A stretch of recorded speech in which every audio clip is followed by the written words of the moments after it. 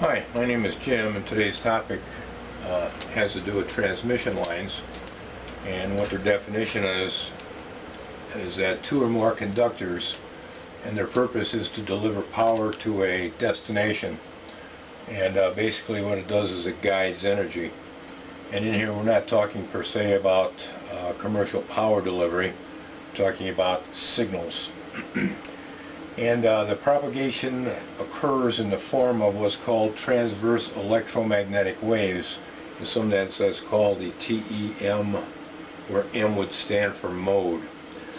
So what that basically means is that the waveform has an electrostatic field, an electromagnetic field that are perpendicular to each other, and they travel in a direction which is perpendicular to both of them.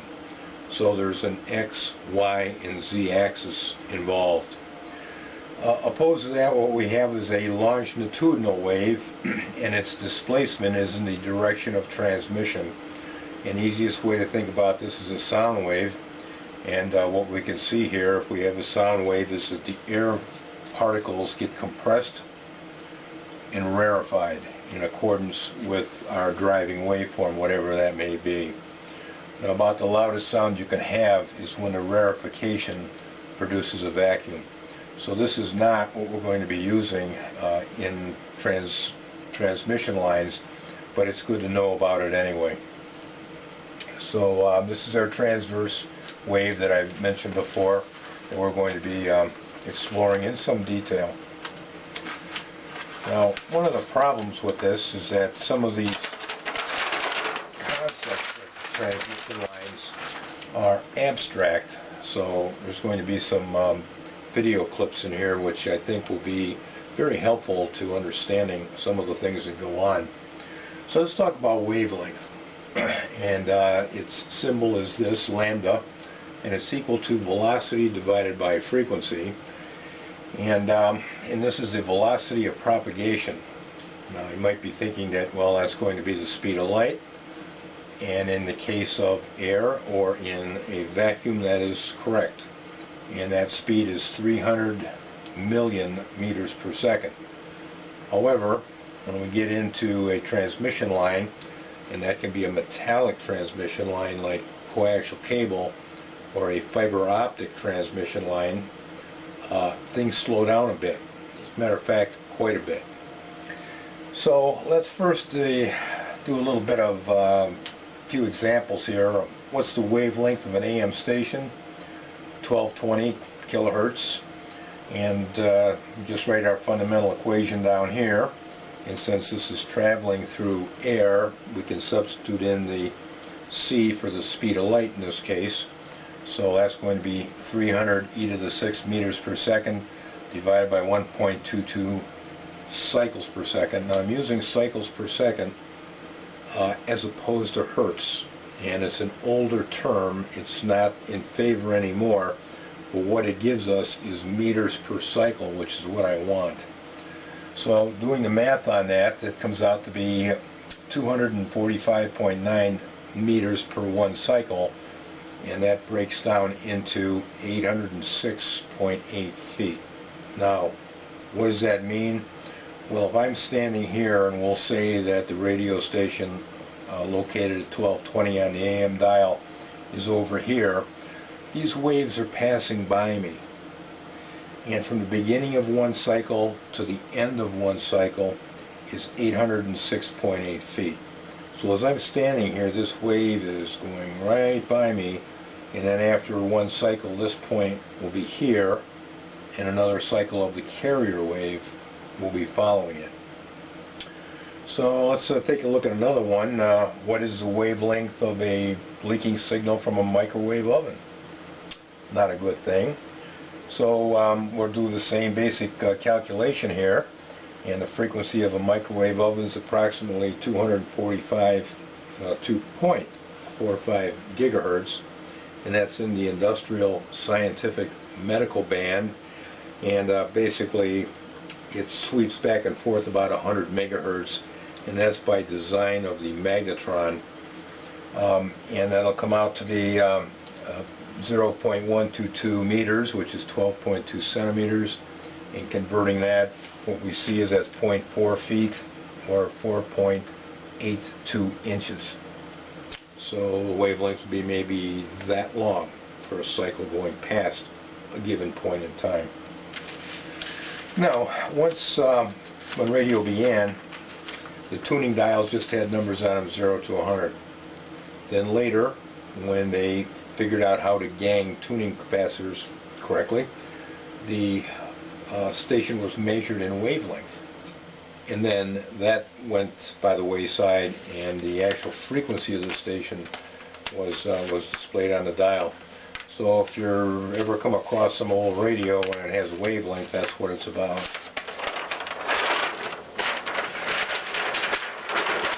Actually, it's just another way of describing frequency. So let's take a look at this velocity of propagation, this time in a cable, and again it can be metallic or fiber. And what we're going to assume here is that the velocity is 66% of that the speed of light, and that's a reasonable number for coax, and it's also reasonable for fiber optics. So we'll let our frequency be 10 megahertz just for the sake of an example here. And what we're going to do is we're going to couple the signal in air into a transmission line, and the device that would do that would be an antenna. Or we could couple an optical signal, say from a light emitting diode or a laser, into a fiber optic cable, because it's not going to touch exactly, so it would be coming from an air interface. Either way, same thing happens.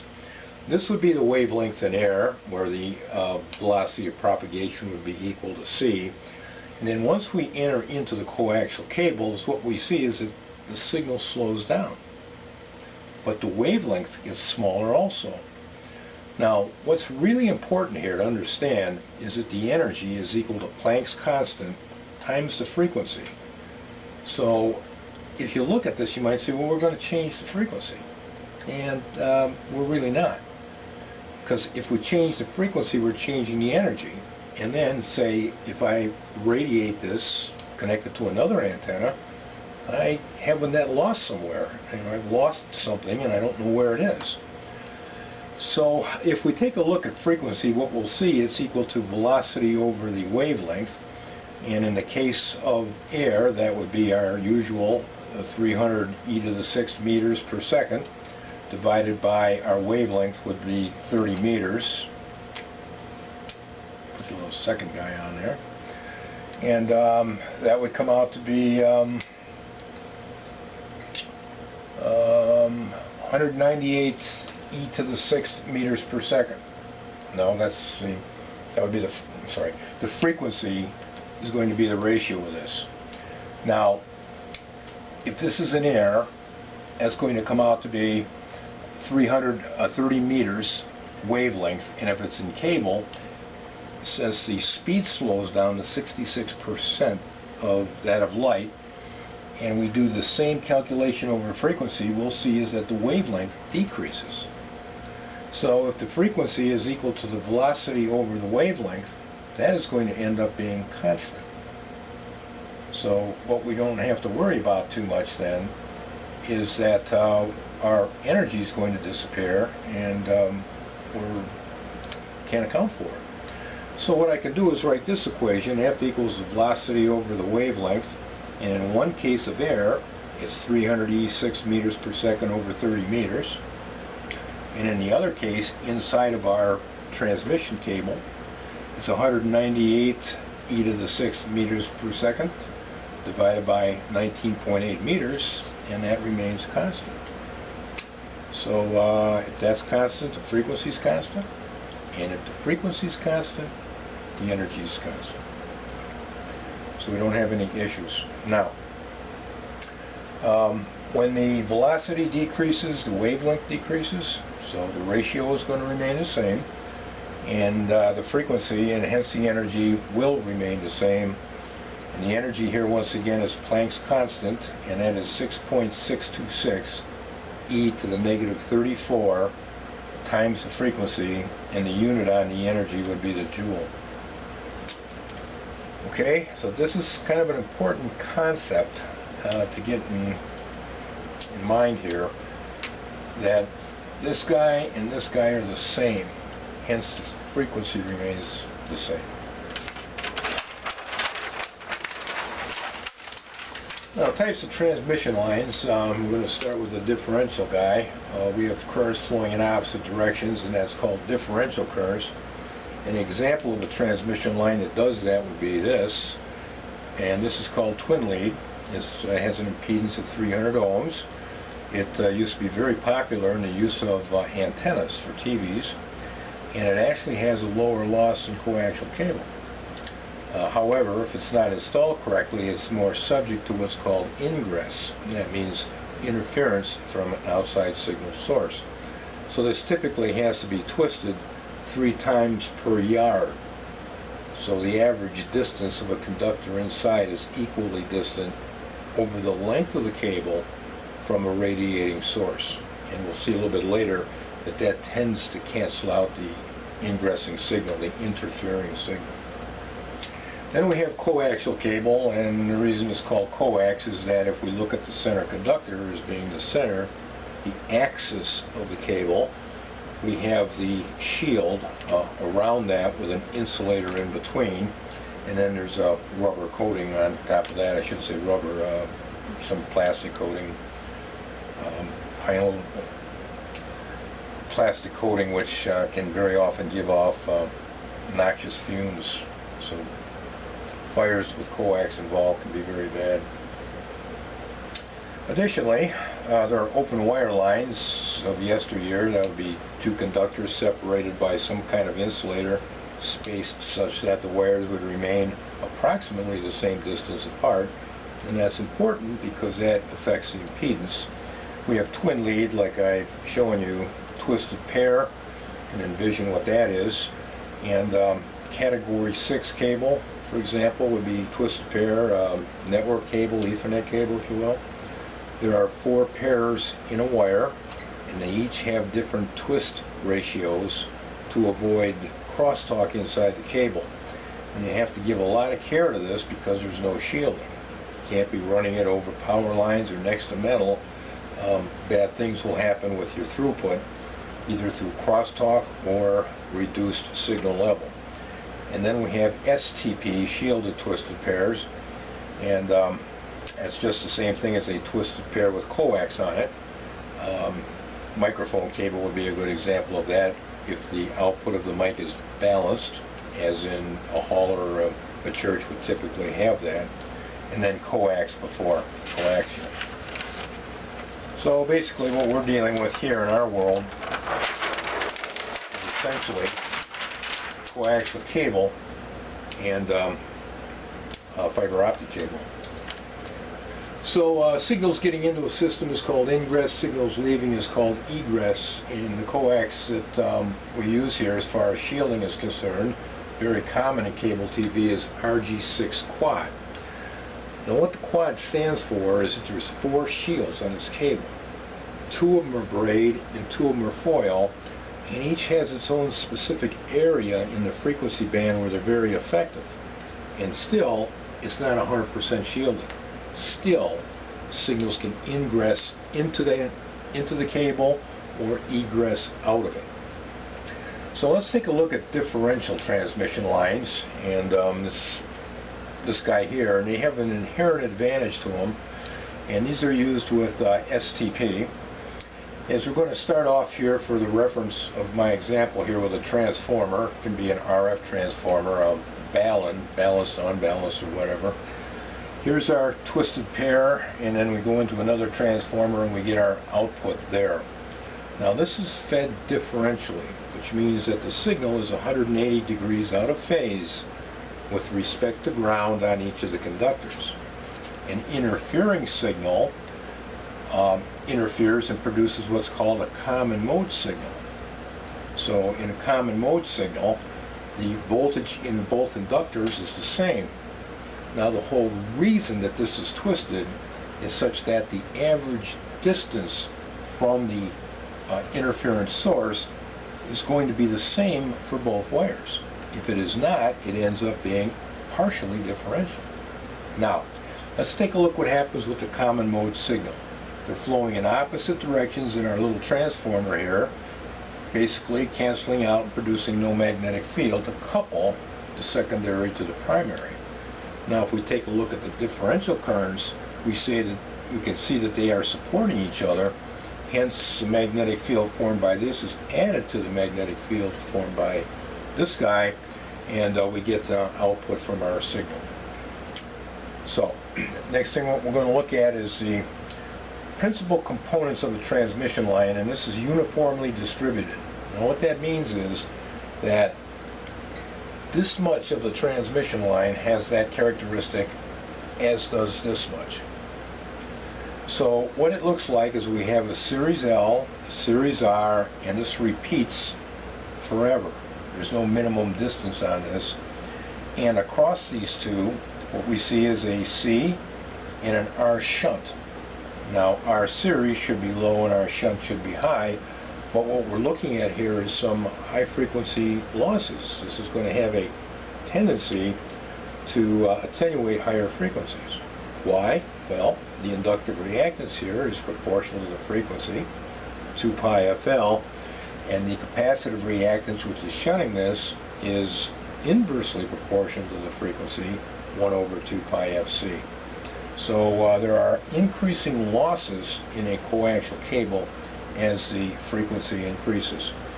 So the primary electrical constants are LCR and R shunt.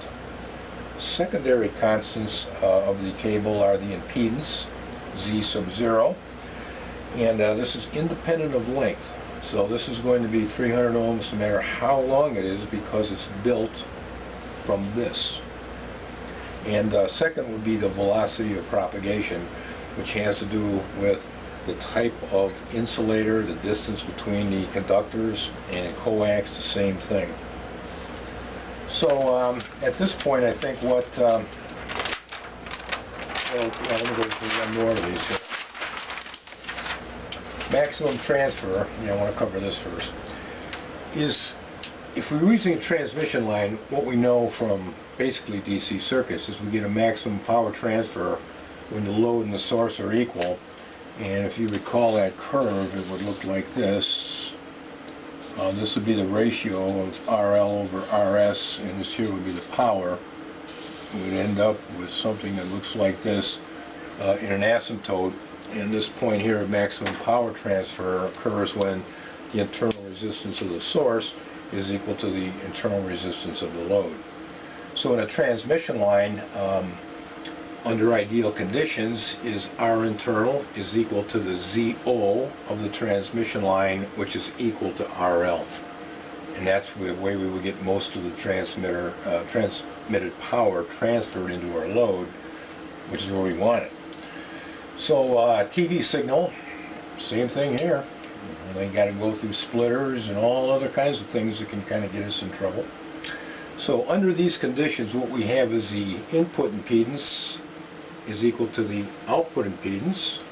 There are no reflections. More about that. The voltage and current are in phase, and there is a maximum power transfer. Now, with regard to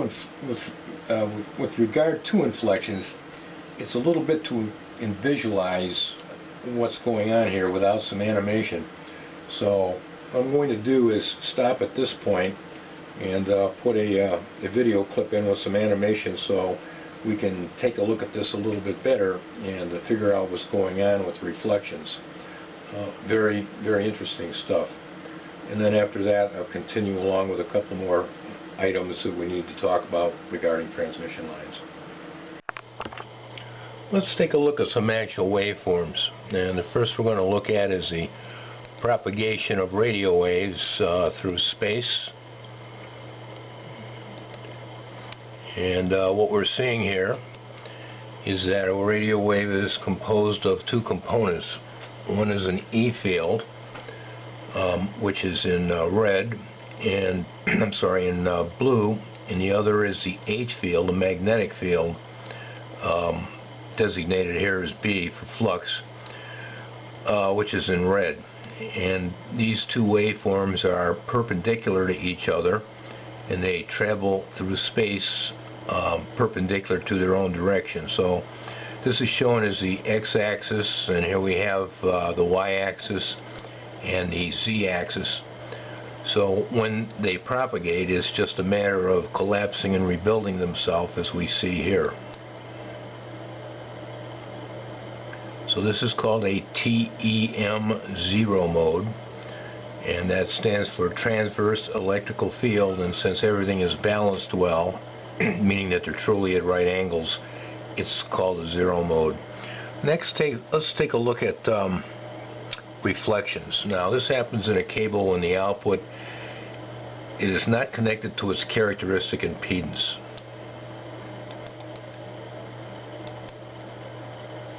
And let me make this a little bigger here. So what we have here would be a short circuit, so this cannot move. This would be equivalent to an open circuit, and if you like, you can think of this as a closed line.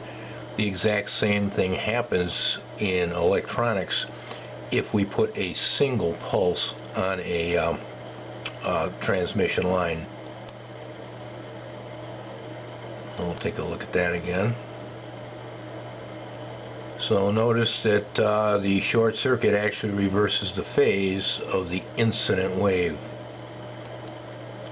Next, let's take a look at the superposition of incident and reflected waves, and superposition simply means adding them together.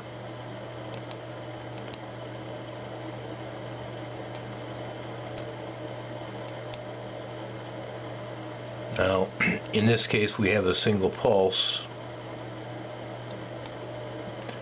and the incident would be moving to the right, and the reflected would be moving to the left. And what we see here is the actual wave itself, and these are being added together to produce the sum total of the both of them.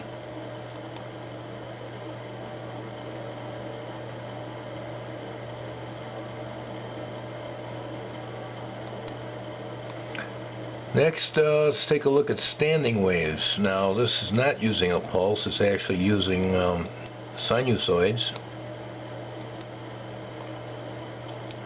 And we see that the incident wave, which means the outgoing wave, is moving in this direction. It's blue. This is a discontinuity, and the reflected wave is green, moving in the other direction. This is what waveform you'd actually see on the cable if you were to measure it. And what I would like you to note here when I start this up again is that the amplitude of this is considerably higher, well, times 2, of the incident waveform. Now, what that means is if we're dealing with a high-power transmitter, this can actually arc through the coax if, say, the load, an antenna, if you will, would become disconnected. The reason they're called standing is they don't appear to move, even though the actual signals themselves, as you can see, are moving. Next, let's look at a real-world situation, and this would have to do with an impedance discontinuity in a cable, like RG6 for cable TV, where you get a partial reflection and not a complete reflection.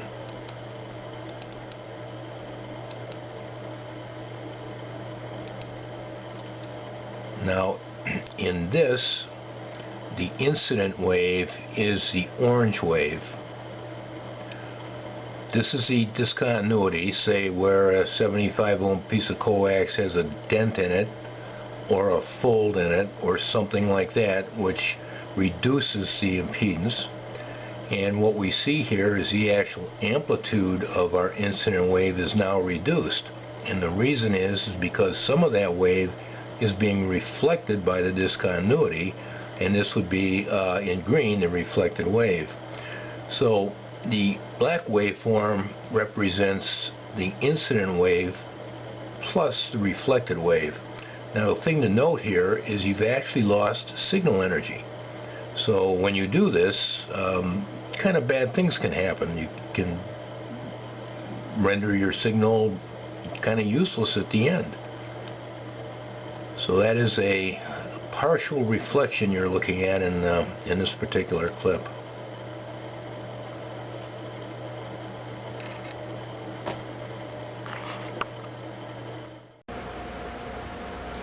Well, after having seen the video of incident and reflected waves, I hope everybody has a better idea of what's going on in this. It's a bit abstract, I have to say. But incident waves are the ones that start at the origination at the source, and reflected waves originate at any impedance discontinuity along the line. A resonant line is a term for a transmission line that's open or shorted at the end, and all of the power is reflected. And there's actually a use for this as a trap, and I'll explain that in 1 second here.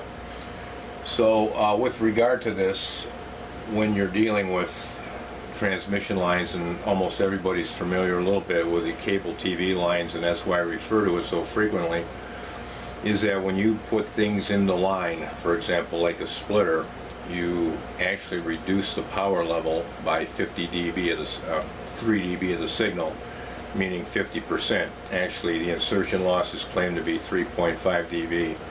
Further, it also introduces some reflections, not a lot, but some. So in this, if we take a look at TV from the standpoint of this being F and this being the amplitude, what we should see coming in are the carriers of our cable TV system.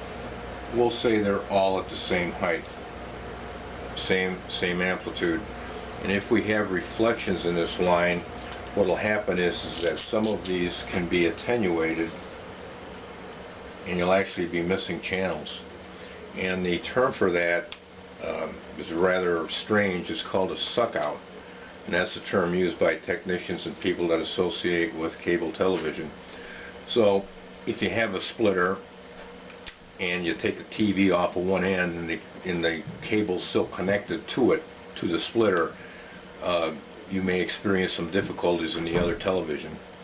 It's best to disconnect the cable at the splitter and then put on a termination, which is a little F connector with a 75 ohm resistor in it.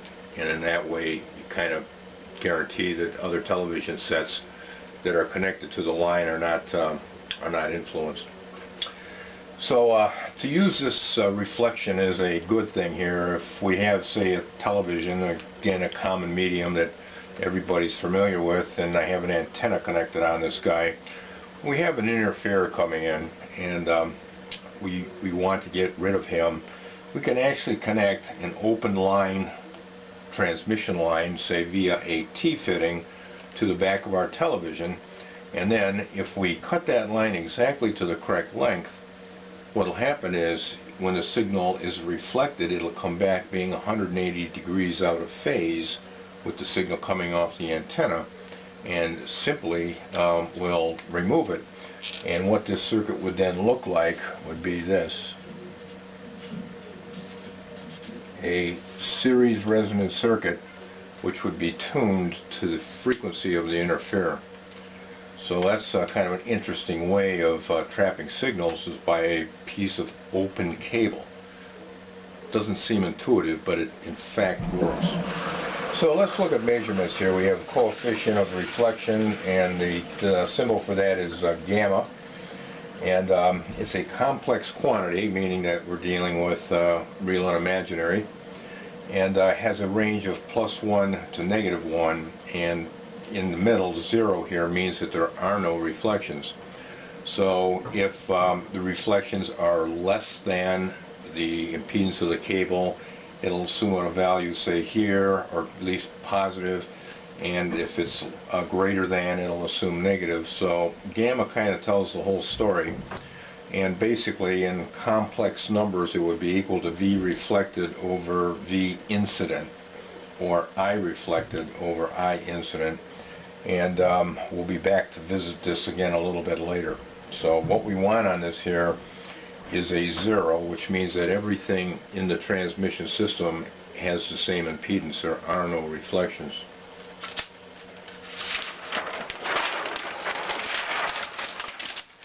Now, another important aspect of measuring reflection is called the standing wave ratio. Sometimes this is referred to as voltage standing wave ratio, and the term that technicians and engineers use when they speak to this is VISWAR. So that's a kind of a strange term. It's just easier than saying, I guess, the individual letters. And the standing wave ratio may not be equal to 0 if the discontinuity is not an open or a short. May not equal 1, excuse me here. So 1 is perfect. That means that there is no reflected signal, as we'll see down here. So if the standing wave will have a minimum and maximum value, now what that means, and this is under any circumstance, if the end of the cable is opened or closed, that's the worst case, and the standing wave will actually go down to the 0 line and then come up to a peak which is approximately twice the incident voltage. Now that is the danger of breaking down a cable, is that the voltage can be doubled because of it, and in some high power situations that's enough to punch through the dielectric on a coaxial cable and do some real damage. But if we have minor discontinuities, the same thing holds. As we see the standing wave, it won't go all the way down to 0, and it'll have a maximum. The maximum will not be 2 times the incident, and the standing wave ratio then is basically defined is Vmax over Vmin. So that would be, if we were looking, say, at the video for the standing wave ratio, for the reflection, we could actually see and determine what the standing wave ratio is. Now the maximum is defined as the voltage of the incident plus the voltage of the reflected, and that would be at the standing wave point. Now remember that this does not move. This just sits here and goes up and down. And likewise, V minimum would be the incident voltage minus the reflected voltage, and that guy would be here. So the ratio of this here would produce the standing wave ratio, and ideally what will happen is that Vmax and Vmin will be the same. And what that means is that there are no standing waves because the line is matched. So that's what we want here. If they're the same, the SWR is going to be equal to 1. Not 0 like I wrote down up here. The standing wave ratios also can be expressed from the standpoint of the impedance, and that would be Z out divided by the Z of the source, or Z of the source divided by the impedance of the load, and whichever one of these is greater than 1 would also determine the standing wave ratio. So we want an SWR of 1 if possible, and let's go back and revisit gamma again, since we understand SWR a little bit better.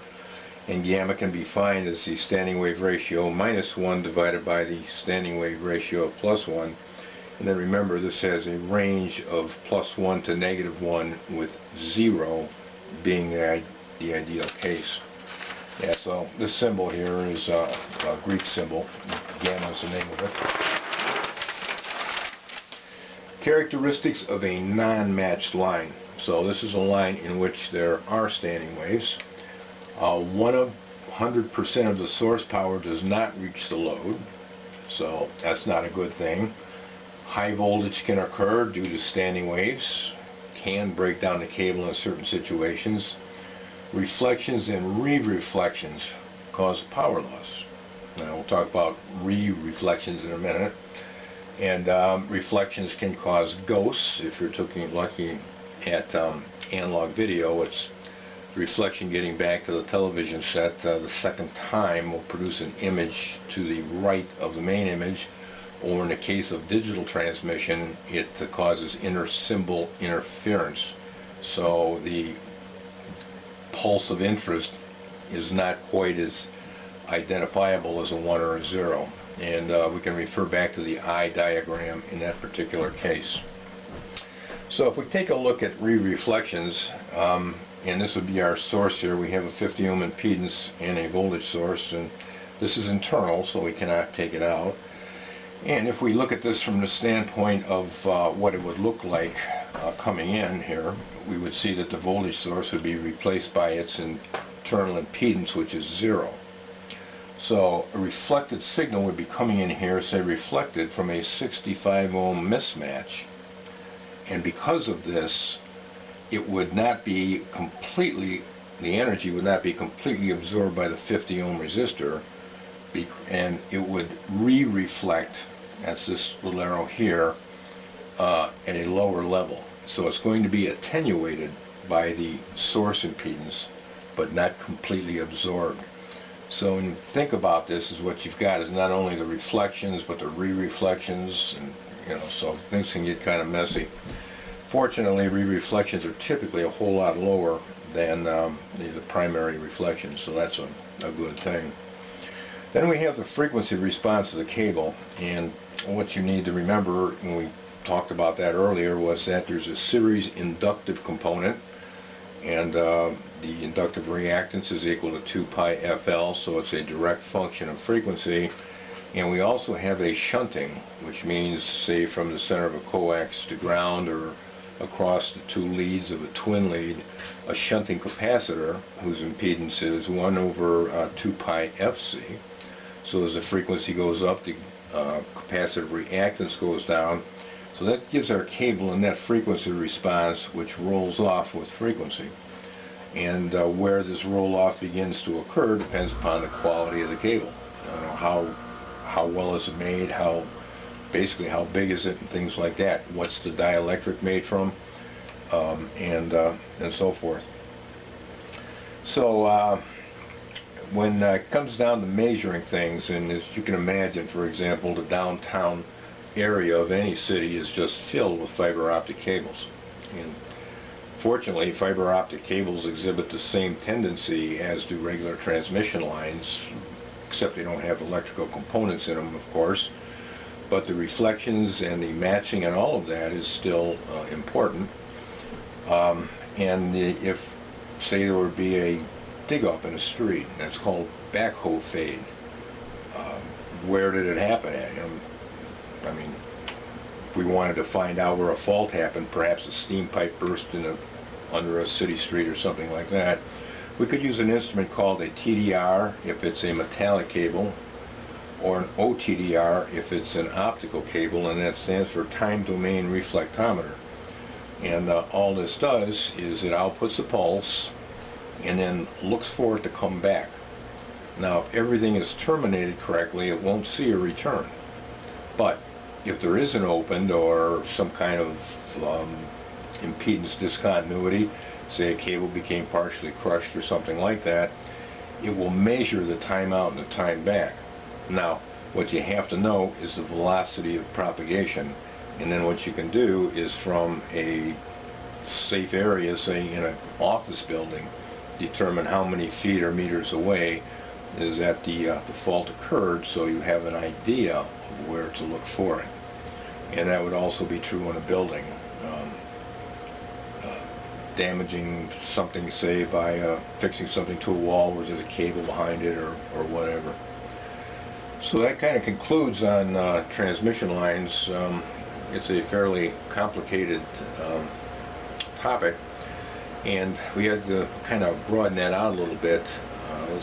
Category 6 is transmission line 2, and when you're working with this, you kind of have to be careful and knowledgeable about what not to do. So that'll conclude, and thank you for watching.